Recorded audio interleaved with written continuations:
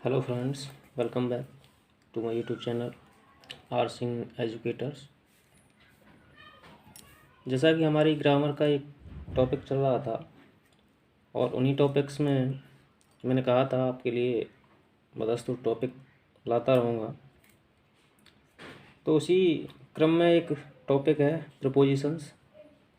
ये एक ऐसा टॉपिक है जिसके ऊपर काफ़ी जो स्टूडेंट्स हैं उनकी समस्या बनी रहती है कि भाई ये जो प्रपोजिशंस है इसको कैसे लगाना है, कब कहाँ कैसे यूज करना है। और इसी के साथ में टफ लगने लगता है प्रपोजिशंस।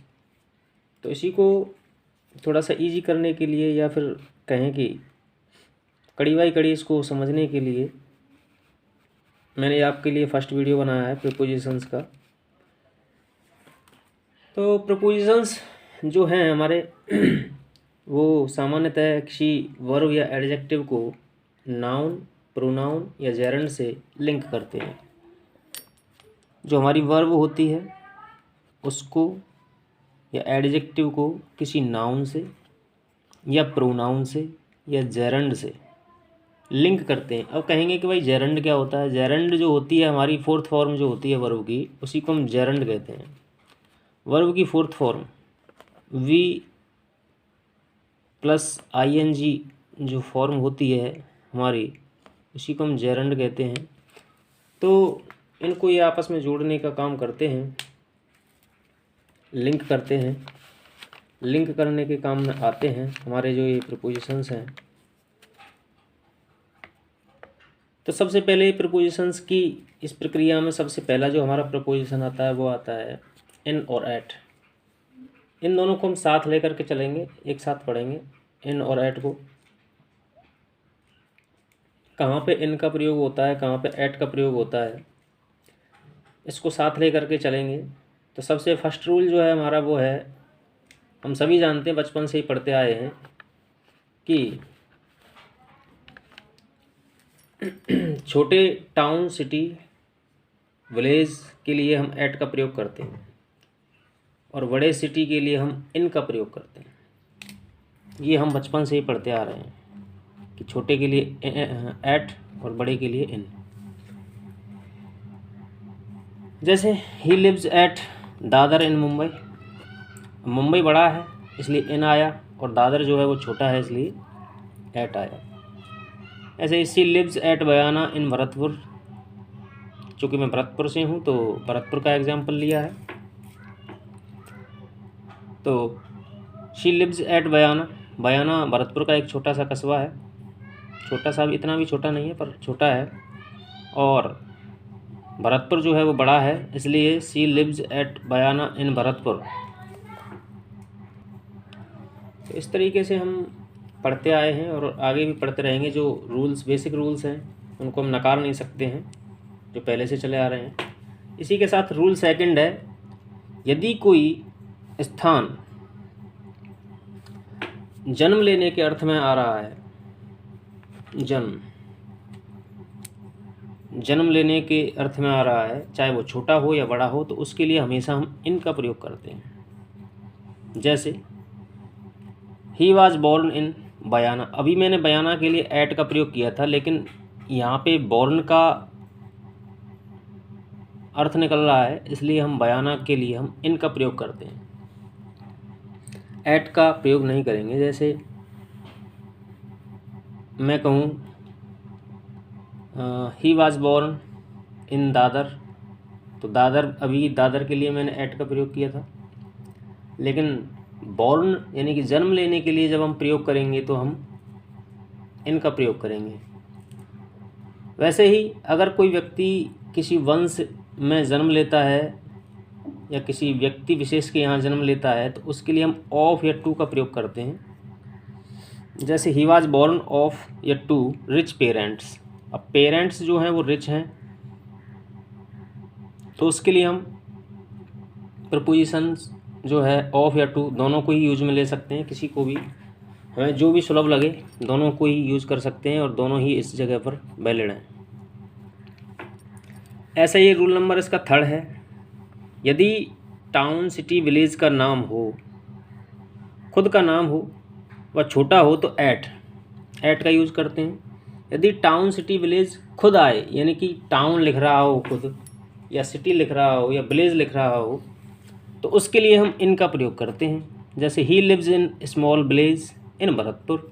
अब यहाँ पे स्मॉल जो है वो विलेज आया है, विलेज लिख कर के दिया है, तो विलेज लिख कर के दिया है तो इसी वजह से यहाँ पे इन आया।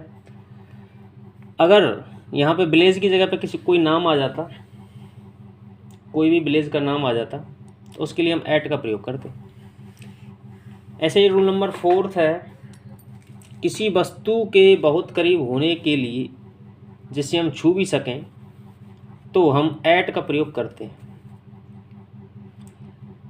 और भौतिक रूप से किसी परिधि के अंदर होने के लिए हम इन का प्रयोग करते हैं, एट और इन। जैसे फॉर एग्जाम्पल है, ही इज़ इन द क्लासरूम। अब क्लासरूम की क्या होती है, एक पैरामीटर होता है, पर्दी होती है, पर्दी होती है, तो इसके लिए हम क्या करते हैं, इनका प्रयोग करते हैं क्लासरूम के लिए। She is at the gate. अब गेट जो है वो गेट के पास खड़ी है, भौतिक रूप से गेट के अंदर नहीं है, यानी गेट जो है, दरवाज़ा जो होता है, उसका कोई पैरामीटर नहीं होता इतना बड़ा, तो उसके पास में ही खड़ा है कोई व्यक्ति, तो उसके लिए हम किसका प्रयोग करेंगे, एट का प्रयोग। At the door, at the gate. ऐसे ही I am at the window, मैं कहाँ पे खड़ा हूँ, विंडो पे खड़ा हूँ या विंडो के पास हूँ। तो मैंने एक फिगर बना करके बताया भी है, जैसे ये एक विंडो है और मैं इसके पास खड़ा हूँ, छोटा सा चित्र है, तो इसमें दिख जाएगा आपको कि विंडो के पास होने के अर्थ में हम एट का प्रयोग करते हैं, और किसी परिधि के अंदर होने के अर्थ में हम इन का प्रयोग करते हैं। इसी के साथ रूल नंबर 5 है आपका, he is at the railway station. अब रेलवे स्टेशन पर है कोई व्यक्ति, लेकिन बिल्डिंग के अंदर है या बाहर है हमें पता नहीं है, उसके आसपास के ही क्षेत्र में है, तो हम वहाँ पर एट का प्रयोग करते हैं, एट का प्रयोग। लेकिन कोई व्यक्ति रेलवे स्टेशन के अंदर है, बिल्डिंग के अंदर है, तो उसके लिए हम इन का प्रयोग करते हैं। जैसे he is in the railway station. अगर कोई प्लेटफॉर्म पे खड़ा है, जंक्शन पे खड़ा है, अंदर खड़ा है, वेटिंग रूम में है, तो उसके लिए हम इनका प्रयोग करेंगे। अगर वो व्यक्ति स्टेशन पर ही है, स्टेशन के आसपास है, तो हम एट का प्रयोग करेंगे। रूल नंबर 6 कहता है हमारा, यदि किसी पब्लिक प्लेस के आसपास रहते हैं, किसी सार्वजनिक स्थान या पब्लिक प्लेस के आसपास रहने के अर्थ में हम हमेशा एट का प्रयोग करते हैं। जैसे he lives at Mathura gate. Mathura gate जो है भरतपुर का एक छोटा सा प्लेस है, पब्लिक प्लेस है, इसलिए हम इसके लिए एट का प्रयोग करेंगे। ही lives eight Hiradas bus stand. Bus stand जो होता है वो वैसे ही पब्लिक प्लेस होता है, पब्लिक प्लेस के लिए हम हीरादास बस स्टैंड जो है वो पब्लिक प्लेस है, और वहाँ पे अगर कोई उसके इर्द गिर्द कोई व्यक्ति रह रहा है, पैरामीटर में रह रहा है, तो एट का प्रयोग करते हैं। ऐसे ही रूल नंबर 7 है, वर्किंग प्लेस के लिए। अगर कोई व्यक्ति कहीं पे कार्य करता है तो उसके लिए भी हम एट का प्रयोग करते हैं। जैसे she works at Saint Peter's. Saint Peter's यहाँ पे एक स्कूल है, तो स्कूल में कोई अगर व्यक्ति या कर्मचारी कार्य करता है तो उसके लिए हम एट का प्रयोग करते हैं। She teachers at DPS school. तो डीपीएस स्कूल में अगर कोई टीचर पढ़ाता है, कोई व्यक्ति पढ़ाता है, तो उसके लिए भी हम एट का प्रयोग करते हैं। रूल नंबर 8 कहता है कि प्रोफेशन के लिए यदि कोई व्यक्ति किसी डिपार्टमेंटली काम करता है, डिपार्टमेंट में काम करता है, तो उसके लिए जैसे he is in education department, तो उसके लिए हम इन का प्रयोग करते हैं। जैसे he is in education department. She is in army, तो वह आर्मी में है या आर्मी में कार्य करती है, वह एजुकेशन यानी कि शैक्षिक या शिक्षा विभाग में कार्य करता है, तो उसके लिए भी हम इनका प्रयोग करते हैं। Period of time, period of time के लिए हम इनका प्रयोग करते हैं। पीरियड ऑफ टाइम में आ जाता है, जैसे in the morning, in the evening, in 2 hours, in 10 days. अब 10 दिन के दरमियान, 10 डेज का है 10 दिन के दरमियान। इन 2 आवर्स 2 घंटे के भीतर। इन द इवनिंग शाम के अंतर्गत। इन द मॉर्निंग सुबह के अंतर्गत। तो ये जो शब्द आएंगे आपके लिए, जब भी ये शब्द दिख जाए तो आपको इन लगाना है, बाकी का और कोई नहीं।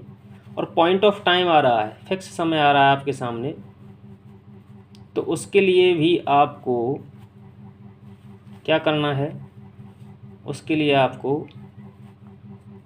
एट का प्रयोग करना है।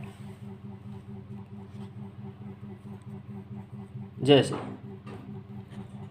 Eight sunrise, at dawn, at noon, at daybreak, at midnight, at 7:30 AM, at dusk, at sunset, at sundown. सूर्यास्त हो, सूर्योदय हो, गोधूली हो, सुबह सुबह का समय हो, मध्य रात्रि हो, सुबह की किरणों के साथ प्रकाश जो होता है वो समय हो। तो एक फिक्स पॉइंट ऑफ टाइम होगा, तो उसके लिए हम एट का प्रयोग करते हैं। और इसका अंतिम जो नियम है एट और इन का, वो है धर्म, जाति, भगवान के नाम पर इन का प्रयोग किया जाता है। जैसे politicians are looting our country in the name of caste and religion. तो इसके लिए हम इन का प्रयोग करते हैं। तो फ्रेंड्स, आज के लिए इतना ही था। अगर आपको वीडियो पसंद आया हो, like, subscribe and share my videos. Thank you.